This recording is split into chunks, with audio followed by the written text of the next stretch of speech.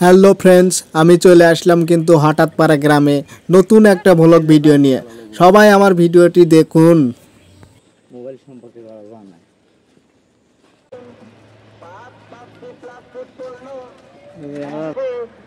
অর্ধেক দামে বদলে তাই যারা নতুন চেয়ার কিনবেন এবং ভাঙ্গা চেয়ার পাল্টাইবেন, চলে আসুন আমাদের অটো ভ্যান গাড়ি লক্ষ্য করে।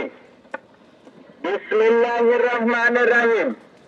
প্রিয় এলাকাবাসী, এখন আপনার বাড়ির পাশে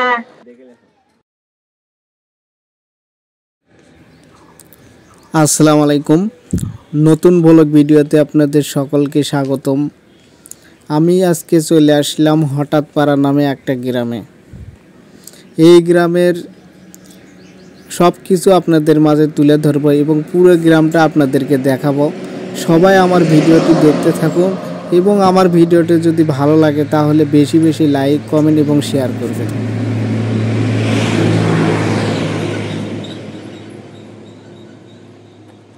ভিডিওর মাঝে যে রাস্তাটি দেখা যাচ্ছে, এই রাস্তাটি চলে গেছে হঠাৎপাড়া গ্রামে। এই রাস্তাতে কিন্তু গ্রামটা অনেক দূরে। আমি চলে যাচ্ছি সেই গ্রামে।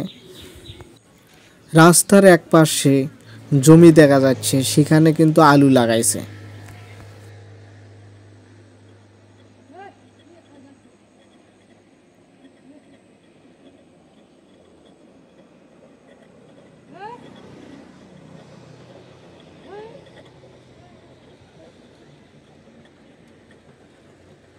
মোবাইলের দাম কত লোক লাগবে?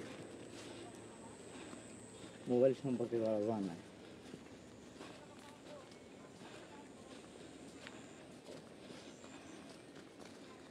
লক্ষ্য করে সঙ্গে সঙ্গে পাচ্ছেন 5-5টি প্লাস্টিক সামগ্রী একদম ফ্রি, মাত্র 1000 টাকায় দুটো চেয়ার কিনে দিতে নিন। 5-5টি প্লাস্টিক পণ্য অর্ধেক দামে বদলে তাই যারা নতুন চেয়ার কিনবেন এবং ভাঙ্গা চেয়ার পাল্টাইবেন, চলে আসুন আমাদের অটো ভ্যান গাড়ি লক্ষ্য করে।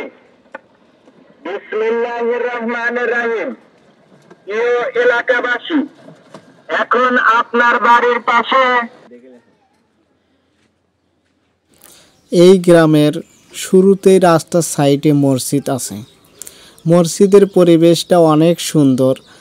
এই গ্রামের লোকজন কিন্তু বেশি না, কিন্তু তারপরেও দেখেন তাদের মসজিদ অনেকটাই সুন্দর, যা অন্য গ্রামের লোকজন বেশি থাকলেও এত সুন্দর মসজিদ কিন্তু কেউ তৈরি করতে পারে না।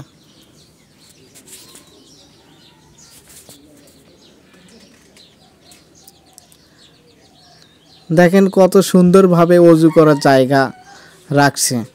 আর আমাদের গ্রামেও কিন্তু এরকম পরিবেশ নাই। এখানে যে পরিবেশটা আমি দেখতে পাচ্ছি, গ্রামের মাঝখান দিয়ে রাস্তায় এবং দুই সাইডে শুধু বাড়ি আর বাড়ি, আর বাড়িগুলো হচ্ছে মাটির বাড়ি। মাটির বাড়ি সাধারণত দেখতে অনেক সুন্দর লাগে।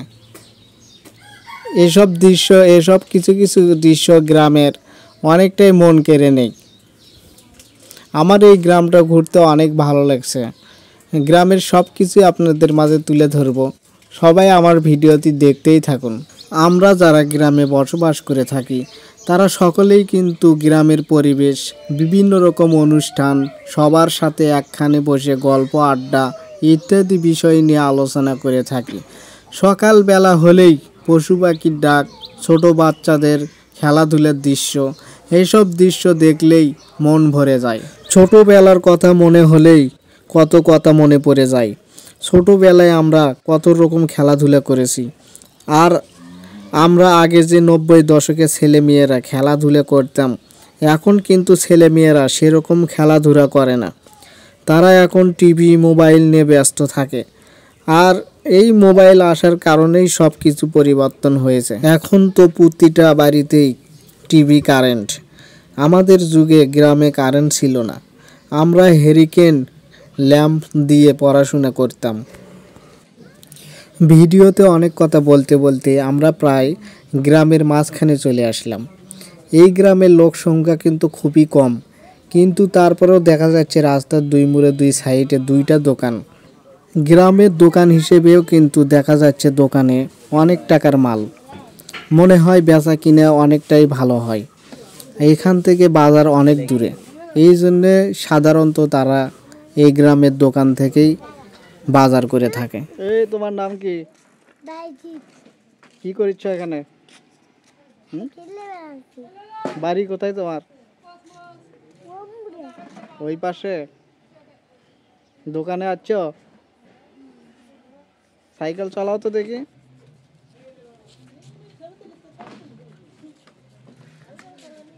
হ্যাঁ, তোমার নাম কি? জি স্যার। তোমার বাড়ি কোথায়? এডে। এটাই তোমার বাড়ি? হ্যাঁ। তুমি এখানে কি করছ? এটি ভাড়া থেকে বেঁচেছি। তোমার বন্ধু হয়? হ্যাঁ। আচ্ছা ঠিক আছে, যাও। বাচ্চা দুটোর সঙ্গে কথা বলে অনেক ভালো লাগলো। তারা কিন্তু একদম ভয় পায় না। আমরা যখন ছোট ছিলাম তখন কিন্তু আমাদের মোবাইল ছিল না। প্রায় কিছু কিছু লোকের কাছে ক্যামেরা দেখা যেত, তারা ক্যামেরা নিয়ে ছবি উঠাতে আসতো। তখন আমরা ক্যামেরা দেখে ভয়ে দৌড়ে পালাতাম। আমি কথা বলতে বলতে প্রায় গ্রামের শেষ মাথায় এসে গেছি এবং শেষ মাথায় কয়েকটা বাড়ি দেখা যাচ্ছে। বাড়িগুলো কিন্তু অনেক সুন্দর। তাদের বাড়ির সামনে অনেক জায়গা পড়ে আছে। তারা হয়তো বা এখানে বিভিন্ন রকম আবাদ ফসল, আলু, ধান এসব আর কি মাড়াই করে এবং সেগুলা রোদে শুকানোর জন্য ব্যবস্থা করে। আমরা যারা গ্রামে বসবাস করে থাকি তারা কিন্তু জানি যে আমাদের বাড়ির আঙিনা একটু কম হোক কিন্তু খোলা, যেখানে আমরা ধান শুকাবো বা বিভিন্ন রকম খড় পালা দিয়ে রাখবো এবং বিভিন্ন কাজ করব, ওই জায়গাটা কিন্তু আমাদের বড় হওয়াই চাই। কারণ বাড়ির জায়গা বড় না হলে কিন্তু ধান শুকানোর বা খের পালা দেওয়ার অনেক অসুবিধে। রাস্তার সাইডে একটা পুকুর দেখা যাচ্ছে। পুকুরের কিন্তু চারিদিকেই বেড়া দেওয়া বলতে কি মানে বাঁশ খের দিয়ে সাইড দিয়ে বেড়া দেওয়া রাখছে এবং তার ওপর দিয়ে মাটি দেওয়া আছে। এই বেড়া দিয়ে পার বাঁধার কারণ হচ্ছে যাতে রাস্তা যেন ভেঙে না যায়। কারণ বর্ষাকালে যখন পানি আসে তখন পুকুরে কিন্তু পানি বেশি হয়। আসসালামু আলাইকুম চাচা, ভালো আছেন? ভালো আছেন আপনি?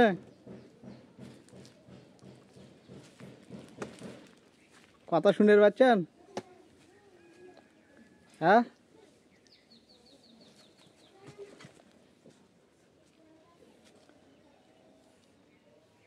কথা কমা করছেন না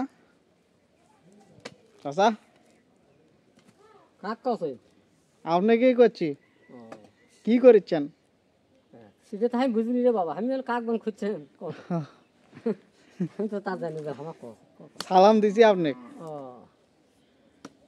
আমি অন্য মানুষ করছেন সে আমি চুপ করে শোনো, বুঝলে? আপনি মোবাইল ধরে আসেন, আপনি হয়তো কাউ করছেন। এই ডিগিটা কার? দেখি আমারই। ডিগির পানি তো শুকিয়ে গেছে, মাটি তুলিচ্ছেন না, চতুর্মুড়ে বাঁধ দিচ্ছেন। হ্যাঁ হ্যাঁ, তো তুমি জানছি। আপনি মাছ ছেড়ে দিবেন? হ্যাঁ, মাছ তো ছেড়ে দিবা দিয়ে খাওয়ার জন্য, খাওয়ার জন্য মাছ ছেড়ে দিই। কি মাছ চাষ করেন এখানে? ভুরুঙ্গে মিলকে এলাকা যাবি, বুঝলে? বাড়ির খাওয়ার জন্য না বিক্রি করা হয়? না না, বিক্রি দিল, আমি বিক্রি করি, আমি খাওয়ার জন্য। 4-5 কেজি ছেড়ে দেওয়া হয় না? 10 কেজি ছেড়ে দেয়, তাই খাই তুলে তুলে না করে, বুঝলে? হাতে কিনে তো হাতে কম কিনে। মাছ কিরকম হয়?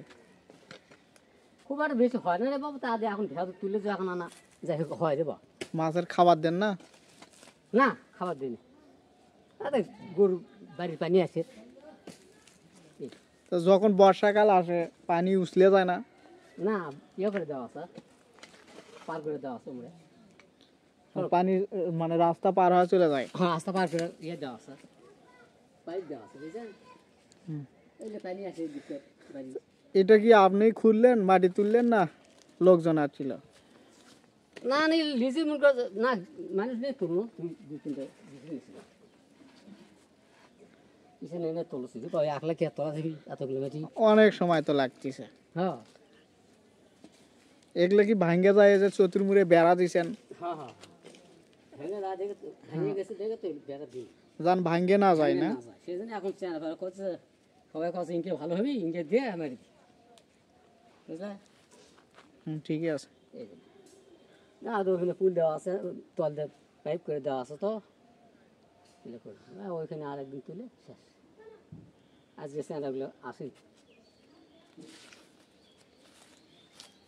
আচ্ছা, তো ভালো থাকেন নাকি? আচ্ছা বাবা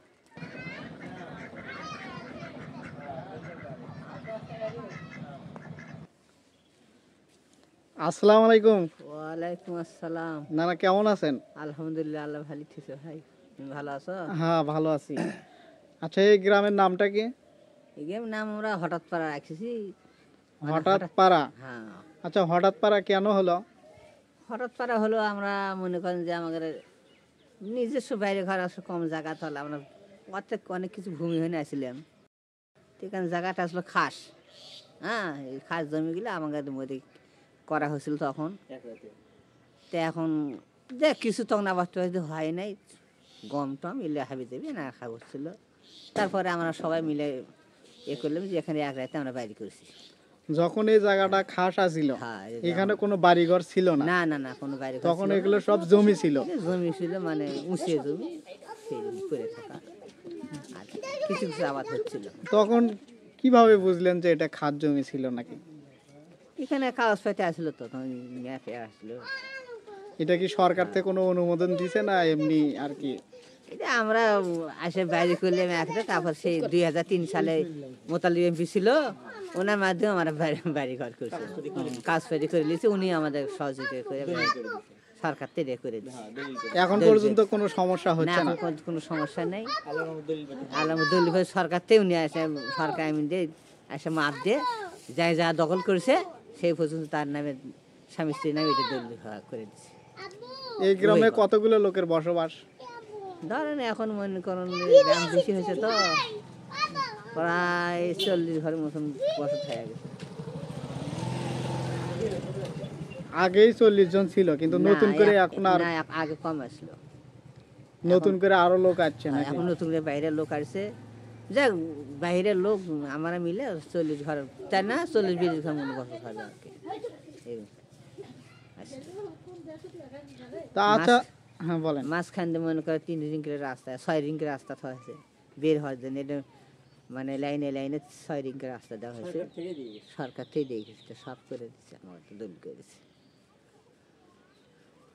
তা আচ্ছা, ভালো থাকেন তাহলে। আচ্ছা, আলহামদুলিল্লাহ। আচ্ছা, আমরা চাচার মুখে এই গ্রামটা কিভাবে হলো আর কিভাবে এই নামটা রাখা হলো সব কিছুই শুনলাম। আজকের ভিডিওটি এ পর্যন্তই শেষ। আবার দেখা হবে কোনো এক নতুন ভিডিও নিয়ে। সে পর্যন্ত সবাই ভালো থাকবেন।